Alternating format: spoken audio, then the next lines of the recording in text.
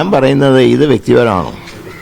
ഒരു ഭാര്യ പരസ്യമായിട്ട് പ്രതികരിക്കുക, തന്നെ ഉപദ്രവിച്ചു.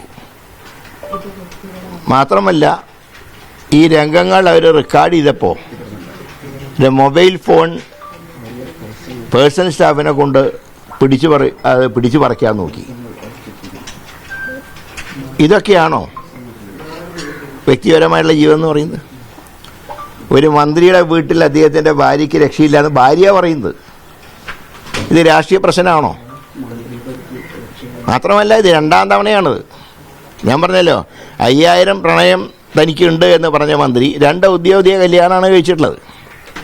ആദ്യത്തെ ഭാര്യ ഇതേ രീതിയിൽ ആരോപണം ഉന്നയിച്ചുകൊണ്ടാണ് ഡൈവോഴ്സ് ചെയ്തത്. ഇത് 2ാമത്തെ സംഭവമാണ്.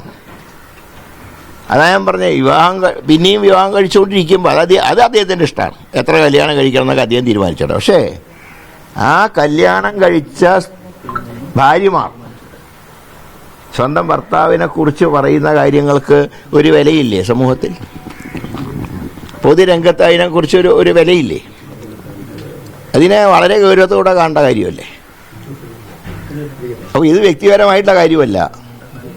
സത്യം പറഞ്ഞാൽ ഒരു മന്ത്രി കാണിക്കുന്ന തോന്നിവാസങ്ങളാണ്. അതിനെ അംഗീകരിക്കുന്നുണ്ടോ മുഖ്യമന്ത്രി? അതിനെ ഘടകകക്ഷികൾ അംഗീകരിക്കുന്നുണ്ടോ? ഇങ്ങനൊരു വ്യക്തിയാണോ വീണ്ടും സ്ഥാനാർത്ഥിയെ നിർത്താൻ പോകുന്നത്? അതിൽ മുഖ്യമന്ത്രി മറുപടി പറയട്ടെ. ഞങ്ങളതാ നോക്കിക്കൊണ്ടിരിക്കുന്നത്.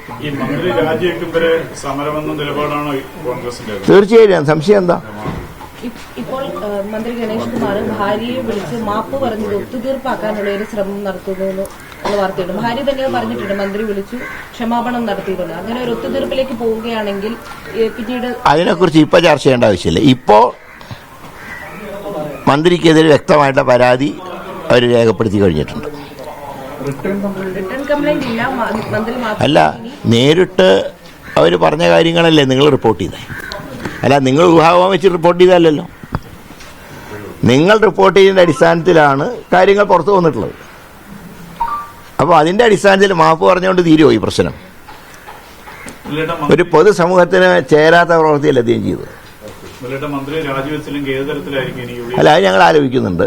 മുഖ്യമന്ത്രിയുടെ ഒരു പ്രഖ്യാപനം വരാൻ ഞങ്ങൾ കാത്തിരിക്കാം.